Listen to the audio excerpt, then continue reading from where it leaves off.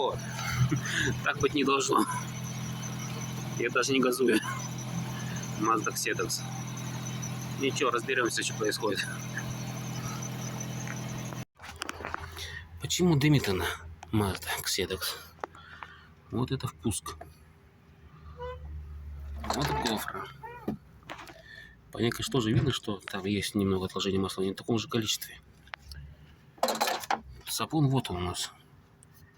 Теоретически можно через него бросать, но нету, видите? А вот в опуске там внутри.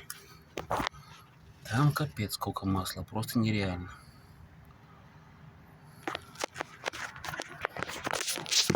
Посмотрим.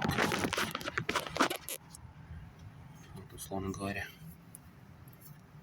Вот такая херня. Так в опуске быть не должно.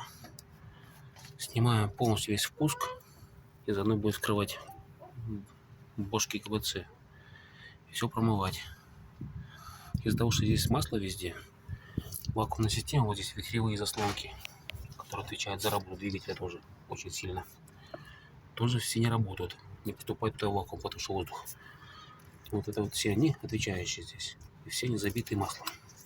Все каналы вакуумные. Надеюсь, если все мы промоем, должно все заработать теоретически. Дальше посмотрим.